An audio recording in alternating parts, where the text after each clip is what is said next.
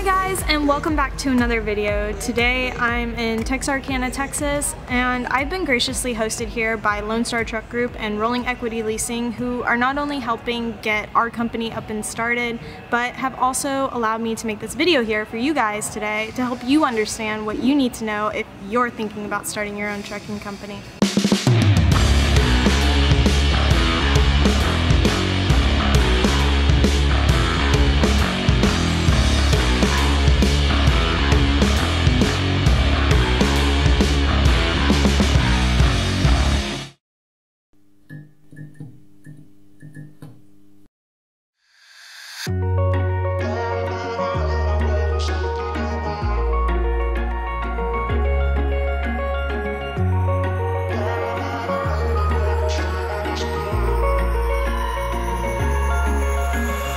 Being here over these last couple of days, I've learned so much through this process, and I really wanted to share that with you guys because there's really 3 areas you need to be thinking about when you're thinking of starting a trucking company. There's a lot to them, and I've tried to make it as concise as possible, but let's get started because there's a lot you need to know.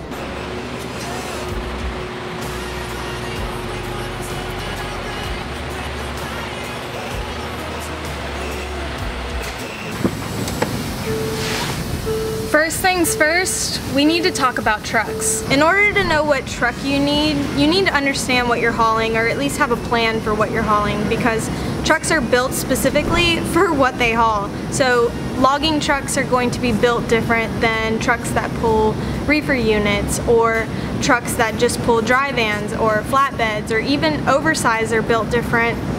You need to understand those specifications so that way you can have the correct engine in your truck and also have the correct length of your truck. So there's a lot more to it than just that, but simply you need to talk to a dealership and get an understanding for what kind of truck you're gonna need.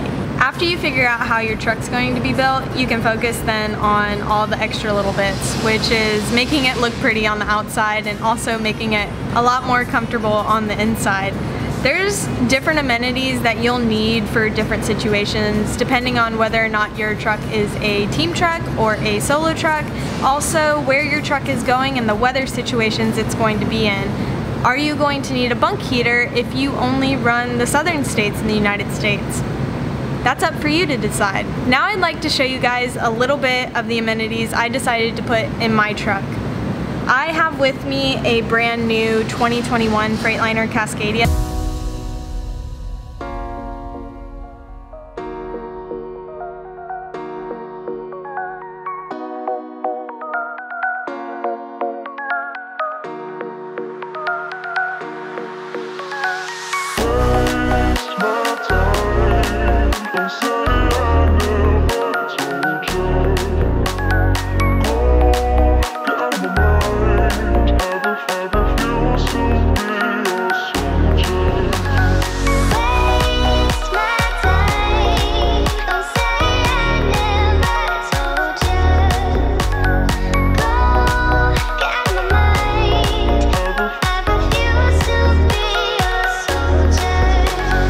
Lone Star allowed me to have one of these trucks in this video today to kind of show you the trucks that we picked out for the company, and I'm going to use this truck as an example to kind of show you the differences that I made on the trucks for our company to kind of fit our drivers better.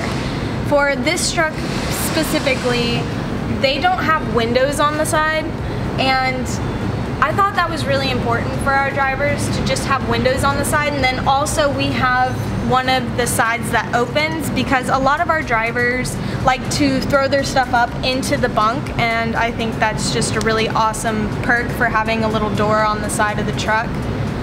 So we put that in there. Another thing that I was really firm on was having the fuel fill in the back, because when drivers have it on the side of the truck, it's really hard sometimes if the pump isn't exactly right. It can fall out, and sometimes you have to bungee it on, and it makes a mess on the side of the truck occasionally.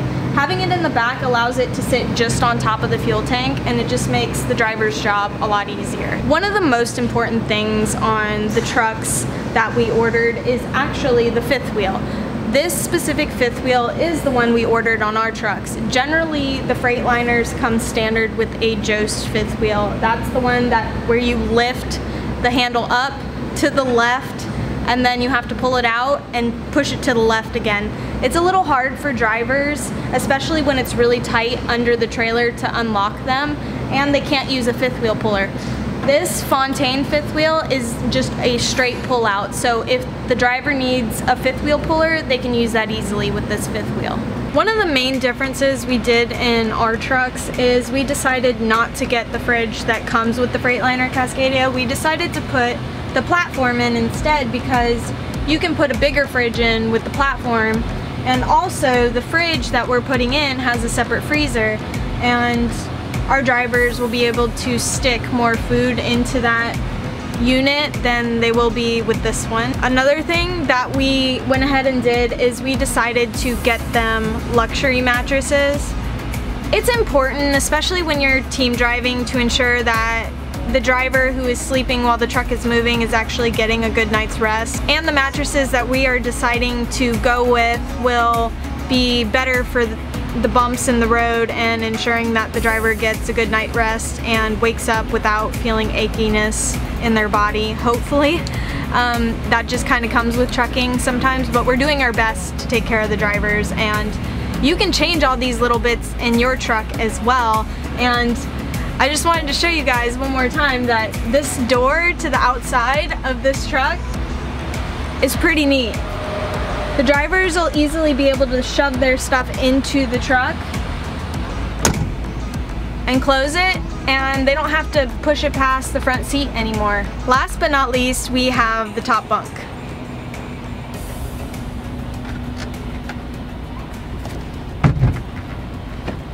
These bunks are important for team trucks because if it's sitting at any time and both drivers want to sleep, they have the option to. Even though it's fun designing these trucks just for you or for your drivers, there's another part that we really need to talk about, and that's maintenance.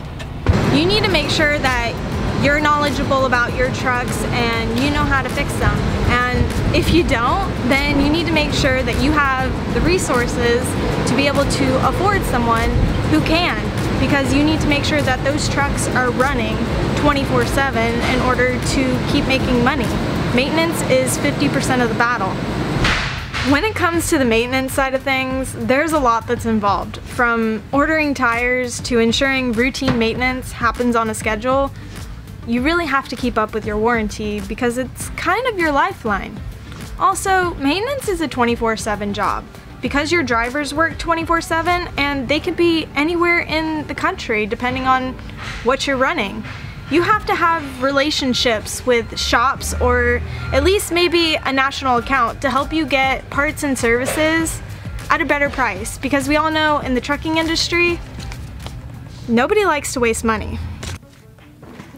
So let's talk finances, because when you buy these trucks, you're gonna have a whole lot coming your way. From insurance, to registration, to maintenance reserve, to weekly truck payment, to your truck down payment, driver salary, and a whole lot of other. With all that being said, finances are really important. So all those things that I just named, that's a lot to think about, but there's also plenty more, and you really need to do your homework. Save for your down payments and make sure you have some reserve for all those little bits of extras. Make sure when you pick a finance company that they're a reputable company and somebody that you can build a relationship with. So that way, when you're ready to grow in the future, if that's your plan, you can already have that relationship established and have that opportunity available to you. So to give you a little information on our company, we've decided to go with rolling equity leasing. So what's really cool about their finance solution is it's got a maintenance portion rolled in. So for the lease for our trucks, we pay a weekly payment for the trucks, like a normal truck payment, and we have our maintenance rolled in. People who get leased trucks normally have something called a maintenance account with their company. It's kind of similar to that, but it's called a maintenance escrow for them. What we do is they've already calculated what our maintenance is going to be for that truck over the term of the lease, and they roll that cost into our weekly payment. This company solely works with Lone Star Truck Group and a dedicated Volvo dealer, so they really know what trucks they're using, and they have a lot of data on them that they've used to calculate these numbers for maintenance. Because they know their trucks so well, they're able to create a predictable maintenance plan with realistic numbers that spans the entirety of your lease agreement. So that way, when you come upon things like repairs and breakdown and towing and extra costs like that, they have some of that rolled in, so when those surprises happen, you feel some peace of mind knowing that there is some money put aside for those costs. It's really important to find a solution that has everything you really need in it, and for our company, this solution works best for us. And what I said earlier about having a maintenance department is also really important, and for our company, REL also does that for us.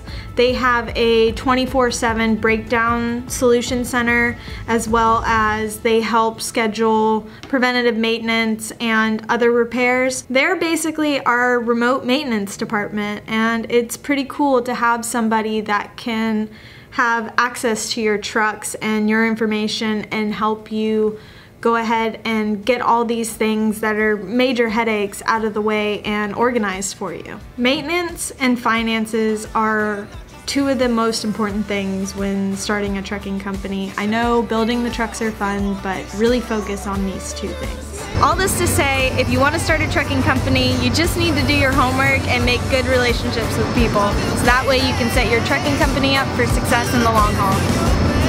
And I'll see you in the next one.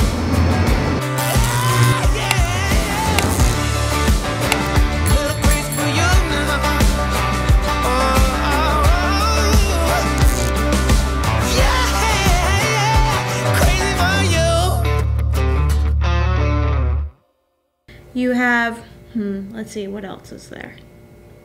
I don't know, I gotta start over, I gotta think of one.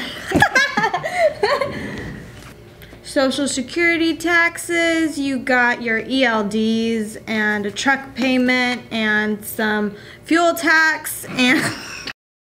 Why are you laughing? And your cameras and your unemployment insurance and a truck payment and a whole lot of other stuff.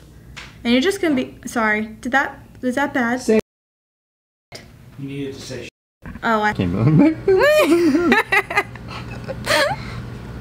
So roll the